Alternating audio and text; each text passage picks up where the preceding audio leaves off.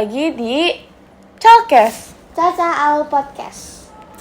Di siang hari ini kita udah bareng bersama dua lala mematikan nih. Boleh dong kenalin dulu diri kalian. Halo, nama aku Kayla, biasa dipanggil Lala. Halo, nama aku Asalin Akila, bisa dipanggil Lala juga. Jadi di sini kita mau ngapain nih? Bahas apa tuh? Kita pengen bahas hal-hal yang sedikit serius. Apa tuh? Perjodohan, enggak ada yang mau. Jujur ini sebenarnya yang kita bahas tuh agak berat. Iya kan, Apa tuh yang berat? kepo ya? Iya, kepo banget ya. Apa? Siapa juga kita ini? Kita akan membahas periode konstitusi Indonesia. Wah, dengan berat ya. Kaget kan kalian kan? Tapi Jadi- semoga kita bisa menyalurkan ya. informasi yang kita punya. Oh juga. iya, Siap. Jadi siap. karena kita udah belajar tentang periode konstitusi di Indonesia, kita punya beberapa pertanyaan. Kayak kita tuh masih bingung sebenarnya sama apa sih periode konstitusi itu. Jadi pertanyaan yang bakal aku tanyain sekarang tuh, kan kita tahu ya konstitusi itu udah dilakukan perubahan beberapa kali. Nah, diantaranya banyak latar belakang yang mempengaruhi perubahan konstitusi tersebut. Menurut kalian sendiri, emang kenapa sih diubah-ubah terus? Emang kenapa gitu konstitusi itu ada apanya gitu sampai diubah-ubah terus? Apa yang salah? Sebelum ke penyebab diubah-ubahnya konstitusi, kan konstitusi itu artinya tuh, arti singkatnya itu hukum dasar gitu kan. Jadi hukum dasar yang mengikat suatu negara. Nah, kenapa sih konstitusi itu bisa diubah-ubah kan dari yang Undang-Undang 1945 terus jadi ke RIS, terus ke yang sementara, terus balik lagi ke Undang-Undang 1945 itu. Nah, jadi berubahnya konstitusi itu dikarenakan karena adanya latar belakang yang berbeda antar situasi di negaranya. Jadi kayak ada kalanya kita tuh kan negara demokratis ya. Jadi kekuasaannya tuh terpusat di rakyat. Ada kalanya rakyat tuh nggak setuju sama si suatu konstitusi yang tengah berjalan ini. Ini aku lagi ngomonginnya yang pas RIS ya. Nah, si masyarakat itu kurang setuju, makanya mereka mengajukan suara-suara atau ya bisa dibilang demo gitu ya untuk mengubah si konstitusi atau undang-undang dasar ini tuh ke yang lebih mewadahi mereka lebih baik gitu. Nah, itu sesuai kayak pas RIS balik lagi ke undang-undang dasar, karena sejak dari kita merdeka tuh kita kan menganut konsep persatuan, sedangkan pas di RIS itu malah jadi kepecah-pecahkan. Jadi makanya si masyarakat Indonesia tuh mengaspirasikan suara mereka ke pemerintah untuk diganti lagi jadi ke Undang-Undang 1945 dan bikin si negaranya tuh Republik Indonesia lagi gitu. Bisa dimatikan. Ya lebih ke karena kita negara demokratis kan, dan rakyatnya juga pengen berubah gitu. Jadi biar gak kepecah-pecah juga, jadi balik lagi. Oke, ini ngomong-ngomong ya soal RIS gitu. Aku tuh bingung gimana ceritanya dari Republik Indonesia jadi Republik Indonesia Serikat. Ya guys sih, karena kayak di Google tuh ada yang bilang karena apalah itulah, jadi pokoknya aku bingung gitu kenapa dari Indonesia bisa jadi Indonesia Serikat gitu. Coba Salina kalian yang jawab sekarang. Jadi menurut pengetahuan aku nih ya, sampai tahun 2022 tuh Republik Indonesia Serikat itu kayak sistem pemerintahan yang kayak cuman berlangsungnya tuh singkat. Nah, jadi kayak cuman dari 1950 sampai 1959. Nah, habis itu RIS ini juga tuh terdiri dari beberapa negara bagian kayak termasuk Jawa, Sumatera, terus yang itu tuh yang ada sate-sate itu. Madura. Dan ada beberapa negara dari sana. Iya. Wow, Nice info. nice info. Dari negara beberapa lainnya juga itu. kayak ya pokoknya intinya singkat aja itu negara Republik Indonesia Serikat itu.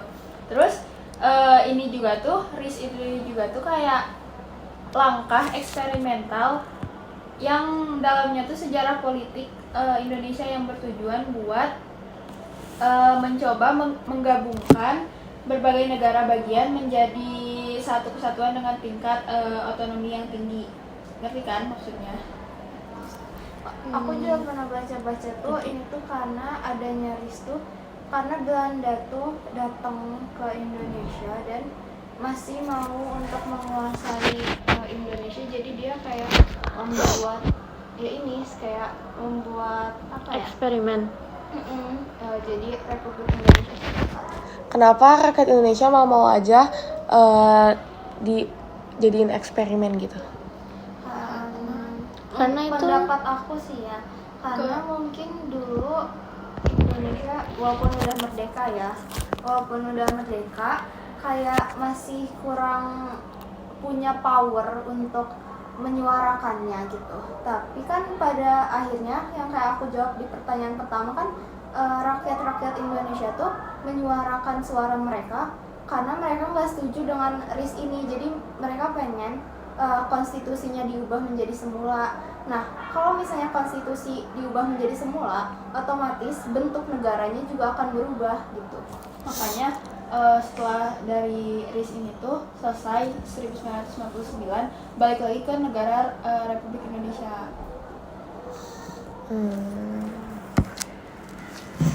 berat banget ya, jujur. Aku mencernanya dalam pikiran aku. Kita juga masih belajar lah, soal kita belajar. Ya berarti sama-sama belajar. Ya. Nah, terus menurut kalian nih, dengan adanya periodisasi konstitusi ini tuh ngaruh gak sih ke perkembangan hukum sama politik di Indonesia? Terus gimana konstitusi itu mengatur pembagian penguasa di Indonesianya? Ngaruh sih, karena konstitusi itu kan berubah karena ya pendapat-pendapat dari masyarakat juga, yang mungkin masyarakat pengen sesuatu yang lebih baik terhadap mereka juga kan. Jadi pasti politik dan hukum Indonesia tuh dengan adanya perubahan konstitusi mereka ada perubahan untuk yang lebih baik gitu sih hukum-hukumnya. Dan kalau misalnya penguasaan, pembagian penguasaan kan itu tuh setahu aku ya ada yang legislatif, yudikatif sama apa sih? Tahu nggak? Kelas 10 kita udah belajar nih. Tahu nggak, Ca? Enggak. Sama eksekutif guys. Ya, nah itu tuh apa sih? Aduh aku udah lupa. Eksekutif itu kayak kekuasaan melaksanakan peraturan keundangan. Terus yang lain apa? Terus kalau misalnya legislatif itu kalau nggak salah apa ya? Kayak kekuasaan membuat Jadi membuat perundang-undangan. Jadi itu tuh kayak tingkat-tingkat ada tingkatannya. Tingkat-tingkat kekuasaan gitu. Ya. Dalam hukum Indonesia ya. Berarti diaturnya dari situ. Ya, dari 3 lembaga itu. Terus emang menurut kalian hukum di Indonesia sekarang udah sempurna banget itu sampai kita nggak ngelakuin perubahan lagi? Kenapa? Kayak menurut aku sih ya hukum di Indonesia masih banyak banget harus yang diperbaiki, tapi kok kayak nggak ada perubahan lagi. Kalau kamu dibilang sempurna belum sempurna banget gitu. Tapi kalau menurut aku ya, kalau misalnya konstitusi yang dasarnya tuh kayaknya nggak akan berubah lagi, tapi kan di dalam konstitusi itu ada undang-undang yang lain gitu kan. Jadi tapi yang akan berubah tuh dari si undang-undangnya gitu. Kan banyak undang-undang seberapa ribu pasal itu. Jadi si undang-undang yang banyak itu tuh bagian dari si konstitusi dasar. Jadi menurut aku yang masih bakal berubah-ubah dan mungkin bertambah tuh dari si undang-undang dan pasal-pasal lainnya kan kayaknya banyak deh yang kayak ada amandemen gitu, kayaknya itu ya perubahan juga sih. Berarti pengaruh perubahan konstitusi yang terus menerus tuh karena dulu Indonesianya belum stabil juga nggak sih? Karena kan kayak bisa dilihat sekarang udah stabil tuh kayak ya udah gitu nggak ada perubahan konstitusi. Oke. Oke. Oke. Udah kebayang Otak aku panas banget ini mikirnya Ngomongin ini ya. juga. Karena kalau salah itu bahaya banget ya ini. Iya, tapi kan nggak apa-apa, kita sama-sama belajar di sini. Kita juga berbagi informasi buat sama yang nonton. Tapi aku kepo deh. Ini. Kepo terus. Iya udah sih biarin. Menurut kalian bakal bisa aja gak sih Indonesia ngubah si konstitusinya lagi? Kayak apakah akan gitu? Entah itu presiden baru atau apa gitu. Kira-kira bakal gak? Nggak tahu ya, Iya. tapi mungkin kalau misalnya keadaan di dunia ini berubah dan masyarakat Indonesia ini perlu perlu sesuatu yang lebih baik dari negaranya, mungkin konstitusi dasar atau undang-undang dasarnya bisa berubah. Dan Kalau menurut kalian, kalau misalnya kalian jadi presiden nih someday, kalian mau mengubah konstitusi periodisasi itu enggak? ya Inilah kalau untuk pendapat yang kalian. dasarnya sih enggak Bisa. ya, untuk Tapi- aku enggak. Iya sih, tapi berat juga. Nah, kalau misalnya untuk yang undang-undang dasar, Berapa kilo? Bukan berat ditimbang gitu. berat prosesnya Ya, berat proses. kalau misalnya undang-undang dasarnya sih kayaknya aku nggak bakalan ubah, karena itu yang kayak udah menjadi mengikat banget kan Udah di mutlak. negara kita gitu. Jadi tapi kalaupun misalnya ada kasus-kasus hukum yang tidak terjalani dengan baik karena adanya kesalahan di undang-undangnya, mungkin aku bakal ya mengubah si undang-undangnya sih, atau menambahkan beberapa peraturan lagi. Gaya banget ya. Iya, gaya banget emang. Amin. Padahal Amin. Amin ya, amin. Suaminya mungkin amin. Amin. Aduh, udah ke situ udah boleh. Jadi gimana? Aku Udah sih terjawab? udah terjawab ya pertanyaan-pertanyaan aku. Aku Kamu? juga udah. Udah. Ya udah. Podcast kali ini kita singkat aja ya, karena kita nggak mau bahas terlalu dalam juga. Takutnya pengetahuan kita yang belum seluas itu tuh takutnya malah jadi salah gitu. Iya. Iya, kita ngobrol kapan-kapan lagi dengan topik yang lebih ringan.